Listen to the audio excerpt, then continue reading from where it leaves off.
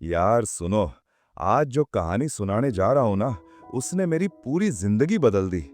मैं आज भी सोचता हूं कि काश मैंने वो फोन नहीं देखा होता।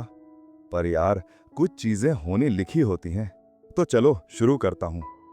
मेरा नाम सूरज है। मैं जयपुर में रहता हूं, पर असली में मैं अलवर का हूं यार। 3 साल पहले यहाँ नौकरी के लिए आया था। एक छोटी सी आईटी कंपनी में काम करता हूँ। सैलरी कोई खास नहीं, बस 15,000। पर चलता है यार, खाने पीने का इंतजाम हो जाता है। अब बात करता हूँ उसकी। उसका नाम था निशा। यार क्या बताऊं तुम्हें, पहली बार जब देखा था ना, दिल की धड़कन ही रुक गई थी। वो भी उसी कंपनी में काम करती थी, ग्राफिक डिजाइनर थी। बिल्कुल सिंपल सी लड़की, सलवार सूट पहनती थी हमेशा। चेहरे पे वो मासूमियत थी यार, जो आजकल कम देखने को मिलती है। पहले दिन ही मैंने उससे बात कर ली थी, ऑफिस के कैंटीन में। मैंने कहा, नमस्ते, तुम नई हो ना यहाँ? वो मुस्कुराई और बोली, हाँ आज पहला दिन है। बस यार, उसी मुस्कान में मैं खो गया। धीरे धीरे हम दोस्त बन गए। लंच साथ करते, शाम को ऑफिस से साथ निकलते। वो मानस रोवर में पीजी में रहती थी। मैं उसे वहां तक छोड़ आता था, फिर अपने फ्लैट चला जाता। 6 महीने ऐसे ही बीत गए यार। फिर एक दिन मैंने हिम्मत करके प्रपोज कर दिया। वो सालों की तरह कोई फैंसी जगह नहीं थी, बस एक शाम जयपुर के नाहरगढ़ फोर्ट पे। सूरज डूब रहा था, पूरा शहर नीचे दिख रहा था। मैंने उसका हाथ पकड़ा और कहा, निशा, मैं तुमसे बहुत प्यार करता हूँ, क्या तुम मेरी गर्लफ्रेंड बनोगी? वो कुछ देर चुप रही, फिर उसने मेरी आंखों में देखा और हाँ कह दी। यार उस दिन की खुशी बयान नहीं कर सकता मैं। लगा जैसे दुनिया जीत ली हो। उसके बाद सब कुछ परफेक्ट चल रहा था भाई। हम दोनों बहुत खुश थे। वीकेंड पे घूमने जाते, मूवी देखने, कभी कभी तो बस ऐसे ही बैठ के बातें करते रहते घंटों। उसकी बातें सुनकर दिल खुश हो जाता था यार। निशा मुझे अपनी पूरी लाइफ के बारे में बताती थी। उसने बताया कि उसके घर वाले बहुत स्ट्रिक्ट हैं। उसका एक बड़ा भाई है जो आर्मी में है। पापा रिटायर्ड टीचर हैं, माँ हाउसवाइफ हैं। वो दौसा की रहने वाली थी। एक बार उसने अपने एक्स के बारे में भी बताया था। बोली कि कॉलेज में एक लड़का था रोहित, उससे उसका रिलेशन था, पर वो बहुत टॉक्सिक था। उसे कंट्रोल करने की कोशिश करता था। फिर उसने ब्रेकअप कर लिया। मैंने कहा, कोई बात नहीं, पास्ट है, छोड़ो। पर यार, मैं नहीं जानता था कि ये पास्ट ही एक दिन मेरी जिंदगी का सबसे बड़ा सच बन जाएगा। अब आता हूँ असली कहानी पे। ये बात है 2 महीने पहले की। हम दोनों के रिलेशन को 1 साल हो गया था। सब कुछ बढ़िया चल रहा था, कोई झगड़ा नहीं, कोई प्रॉब्लम नहीं। निशा मुझसे बहुत प्यार करती थी और मैं भी उसे जान से ज्यादा चाहता था। एक शनिवार की बात है, निशा ने मुझे फोन किया सुबह सुबह। बोली, सूरज, मुझे थोड़ा बुखार है, आज ऑफिस नहीं जा पाऊंगी। मैंने कहा, ठीक है बेबी, तुम आराम करो, मैं शाम को तुम्हारे पास आता हूँ, कुछ दवाई ले आऊंगा। शाम को मैं ऑफिस से निकला, एक मेडिकल स्टोर से बुखार की दवाई ली, कुछ फ्रूट्स भी ले लिए, फिर सीधा उसके पीजी पहुंच गया। दरवाजा खटखटाया। निशा ने दरवाजा खोला। यार सच में बीमार लग रही थी, चेहरा लाल था, आंखें थकी हुई सी। मैंने कहा, चलो अंदर लेट जाओ। वो बेड पे लेट गई। मैंने उसे दवाई दी, पानी दिया, फिर बोला, तुम्हें कुछ खाना चाहिए था, मैं नीचे से कुछ मंगवाता हूँ। उसने कहा, नहीं यार, भूख नहीं है, बस तुम यहाँ बैठो मेरे पास। मैं उसके बगल में बैठ गया। हम बातें कर रहे थे, तभी उसका फोन बजा। वो बाथरूम में थी, फोन बेड पे पड़ा था। मैंने देखा, स्क्रीन पे लिखा था, रोहित कॉलिंग। यार मेरा दिल जोर से धड़कने लगा। रोहित, वही एक्स, उसे क्यों फोन कर रहा है? और निशा ने मुझे कभी नहीं बताया कि वो अभी भी कांटेक्ट में है। कॉल कट हो गई, पर यार मेरे दिमाग में शक की एक लाइन खिंच गई। मैंने सोचा, नहीं नहीं, ओवरथिंक मत करो, शायद गलती से लग गया होगा। निशा बाथरूम से बाहर आई। मैंने कुछ नहीं कहा, पर मन में बेचैनी थी। थोड़ी देर बाद मैं बोला, चलो मैं चलता हूँ, तुम आराम करो। वो बोली, ठीक है, थैंक यू सो मच यार, तुम्हारे लिए। मैंने उसके माथे पे किस किया और चला गया। रात को घर पे मैं सो नहीं पा रहा था भाई। बार बार वो नाम दिमाग में घूम रहा था। रोहित, क्यों फोन किया उसने? और निशा ने मुझे क्यों नहीं बताया? अगली सुबह भी निशा ने छुट्टी ली। मैंने सोचा, चलो आज फिर उसके पास जाता हूँ, पर यार मन में एक अजीब सा डर था। दोपहर को मैं उसके पीजी पहुंचा, दरवाजा खटखटाया, उसने खोला। आज वो थोड़ी ठीक लग रही थी। मैंने पूछा, कैसी हो अब? उसने कहा, बेहतर हूँ, थैंक गॉड तुम आ गए। हम अंदर गए। वो किचन में चाय बनाने लगी। मैं सोफे पे बैठा था, तभी उसका फोन फिर से बजा। वो किचन में थी, फोन मेरे पास सोफे पे था। मैंने देखा, फिर से रोहित कॉलिंग? यार अब बर्दाश्त नहीं हो रहा था मुझसे। मैंने फोन उठा लिया, रिसीव किया और बोला हेलो। दूसरी तरफ से एक लड़के की आवाज आई, हेलो निशा। मैंने कहा मैं निशा का बॉयफ्रेंड सूरज बोल रहा हूँ, तुम कौन? वो चुप हो गया, फिर कॉल कट हो गई। निशा किचन से बाहर आई, उसने मुझे फोन हाथ में लिए देखा, उसका चेहरा सफेद पड़ गया। बोली सूरज वो। मैंने पूछा निशा ये रोहित कौन है? तुमने बताया था कि तुमने उससे ब्रेकअप कर लिया, फिर वो अभी तक क्यों फोन कर रहा है? निशा की आंखों में आंसू आ गए। बोली सूरज प्लीज मैं तुम्हें सब समझाती हूँ, बैठो। हम दोनों बैठ गए। निशा रोने लगी। बोली यार सच में रोहित से मेरा कोई चक्कर नहीं है। हाँ वो फोन करता है कभी कभी, पर मैं उसकी कॉल नहीं उठाती। उसने कल भी 10 बार फोन किया, मैंने एक बार भी नहीं उठाया, तुम चेक कर लो। मैंने उसका फोन लिया, कॉल हिस्ट्री देखी, सच में रोहित के 10 मिस्ड कॉल थे। पर यार मेरा दिल अभी भी शांत नहीं हुआ। मैंने कहा तो तुमने उसे ब्लॉक क्यों नहीं किया? निशा रोते हुए बोली यार मैं डर गई थी, वो बहुत खतरनाक इंसान है। जब मैंने उससे ब्रेकअप किया था ना, तो उसने धमकी दी थी, बोला था कि अगर मैंने उसे ब्लॉक किया तो वो मेरे घर वालों को सब बता देगा। मेरी फैमिली बहुत कंजर्वेटिव है यार, अगर उन्हें पता चला कि मेरा कोई बॉयफ्रेंड है या था तो वो मुझे जिंदगी भर के लिए घर में बंद कर देंगे। मैंने कहा तो तुमने मुझे क्यों नहीं बताया, हम साथ में कुछ सॉल्यूशन निकाल सकते थे। निशा बोली मुझे डर था कि कहीं तुम मुझ पे शक ना करने लगो, मैं तुम्हें खोना नहीं चाहती थी सूरज, तुम मेरी जिंदगी हो। यार मेरा दिल पिघल गया। मैंने उसे गले लगा लिया, बोला सॉरी बेबी, मैंने तुम पे शक किया, पर अब तुम टेंशन मत लो, मैं हूं ना, हम उस रोहित को सबक सिखा देंगे।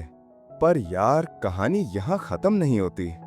उस दिन के बाद मैंने निशा से कहा कि वो अपना फोन मुझे दे दे, मैं खुद रोहित से बात करूंगा और उसे साफ साफ बोल दूंगा कि निशा अब मेरे साथ है।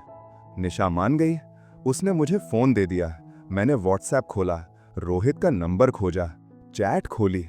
यार जो मैंने वहां देखा वो देखकर मेरे पैरों तले जमीन खिसक गई।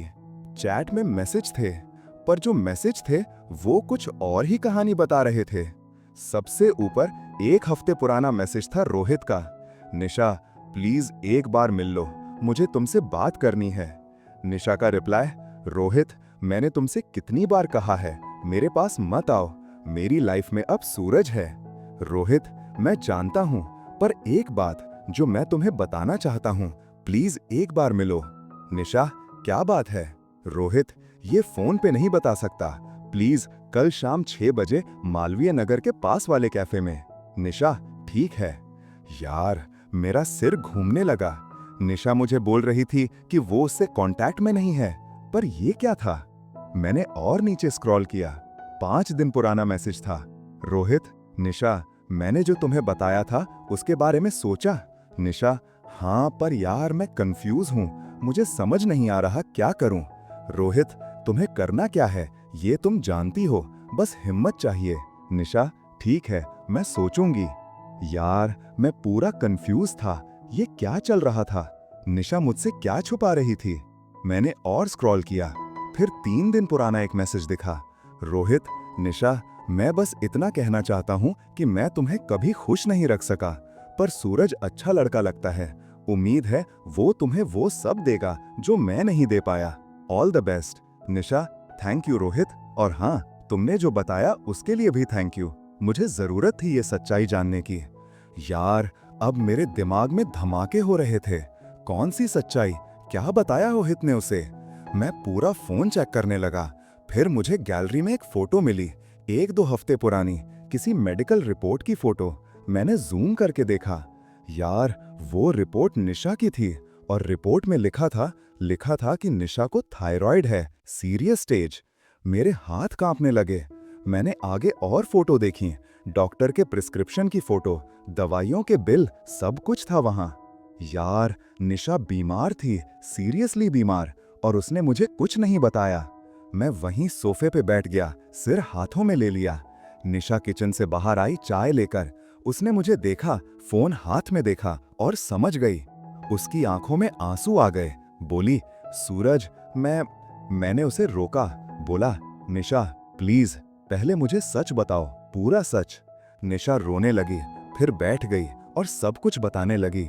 बोली सूरज, 1.5 महीने पहले मुझे बहुत वीकनेस महसूस हो रही थी। वजन बहुत तेजी से कम हो रहा था। मैं डॉक्टर के पास गई, टेस्ट हुए, रिपोर्ट आई तो पता चला कि मुझे थायराइड की बहुत सीरियस प्रॉब्लम है। डॉक्टर ने बोला कि अगर सही समय पे इलाज नहीं हुआ तो बहुत खतरनाक हो सकता है। मैंने पूछा, तो तुमने मुझे क्यों नहीं बताया? निशा बोली, यार मुझे डर लगा। मैंने सोचा कि अगर तुम्हें पता चला तो तुम टेंशन लोगे। तुम वैसे ही इतनी मेहनत करते हो, ऑफिस, घर, मेरी केयर, मैं तुम्हें और बर्डन नहीं बनाना चाहती थी। मैंने कहा, पर रोहित को क्यों बताया? निशा की आंखों से आंसू गिरे। बोली, मैंने उसे नहीं बताया, उसने खुद पता लगा लिया। वो अभी भी मेरी कुछ कॉमन फ्रेंड से कांटेक्ट में है। उसे पता चला कि मैं हॉस्पिटल गई थी। उसने मुझे फोन किया, पूछा क्या हुआ। मैंने झूठ बोला कि कुछ नहीं, पर वो मान नहीं रहा था। फिर एक दिन वो हॉस्पिटल आ गया, डॉक्टर से बात की, सब पता चल गया उसे। मैंने पूछा, फिर तुम उससे क्यों मिली? वो मैसेज में क्या बात थी? निशा बोली, यार रोहित ने मुझे बताया कि उसकी एक आंटी दिल्ली में बहुत बड़ी थायराइड स्पेशलिस्ट हैं। उसने कहा कि वो मुझे उनके पास ले जाएगा, फ्री में इलाज हो जाएगा। मैं कंफ्यूज थी कि जाऊं या नहीं, पर यार इलाज बहुत महंगा है। मैं अपने पापा को नहीं बता सकती, वो रिटायर हो चुके हैं। मेरे पास पैसे नहीं हैं इतने, तुम्हारे पास भी नहीं है। तो मैंने सोचा चलो एक बार मिलती हूँ रोहित से। मेरे दिमाग में सब कुछ घूम गया। इतना सब कुछ चल रहा था और मुझे कुछ पता नहीं था। मैंने पूछा, तो फिर क्या हुआ? निशा बोली, मैं उससे मिली। उसने मुझे बताया कि उसकी आंटी ने कहा है कि अगर मैं दिल्ली आऊं तो वो मेरा फ्री में चेकअप कर देंगी और दवाई भी काफी कम पैसों में मिल जाएगी। पर यार मैं दिल्ली नहीं जा सकती, मेरे घर वालों को शक हो जाएगा और ऑफिस से भी छुट्टी नहीं मिलेगी इतनी। मैंने पूछा, तो अब? निशा रोने लगी, बोली, मैं नहीं जानती यार, मैं बहुत डरी हुई हूँ। डॉक्टर ने कहा है कि अगली 2-3 महीने में सही इलाज नहीं हुआ तो बहुत प्रॉब्लम हो सकती है। यार मेरा दिल टूट गया। मैं उसके पास गया, उसे गले लगा लिया, बोला, निशा तुम पागल हो क्या? ये सब अकेले क्यों झेल रही थी? मैं तुम्हारे साथ हूं ना, हम मिलकर सब ठीक करेंगे। निशा बोली, पर पैसे?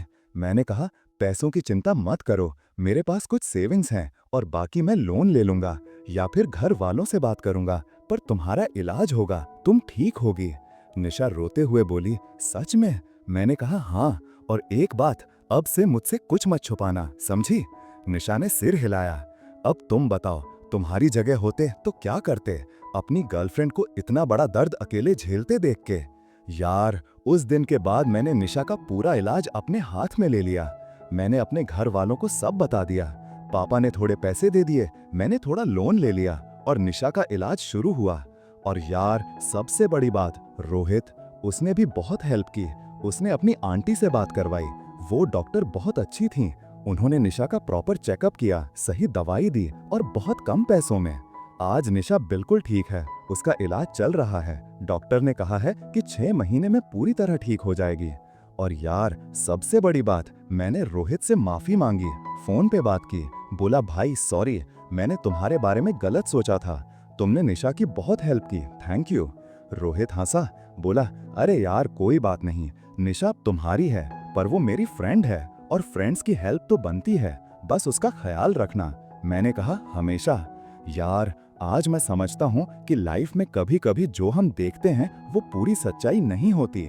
मैंने निशा के फोन में रोहित का नाम देखा और सोचा कि कुछ गड़बड़ है, पर असली में निशा बस मुझे टेंशन से बचाना चाहती थी। और रोहित, जिसे मैं विलन समझ रहा था, वो असल में हीरो निकला। उसने अपनी एक्स की मदद की बिना कुछ उम्मीद रखे। यार लाइफ में शक करना बहुत आसान है, पर भरोसा करना वो मुश्किल है। और असली प्यार वहीं होता है जहां भरोसा होता है। आज मैं और निशा की शादी तय हो गई है, अगले महीने एंगेजमेंट है। उसके घर वालों ने भी हाँ कर दी। और यार रोहित को भी शादी में बुलाया है हमने, क्योंकि वो फैमिली का हिस्सा है अब। तो यार अगर तुम्हारी लाइफ में भी कोई ऐसा मोमेंट आए जहां तुम्हें शक हो, तो पहले सच्चाई जानो, बात करो, समझो, क्योंकि कभी कभी जो हम सोचते हैं वो सच नहीं होता। और हाँ, अगर तुम्हें ये कहानी पसंद आई तो प्लीज कमेंट में बताना।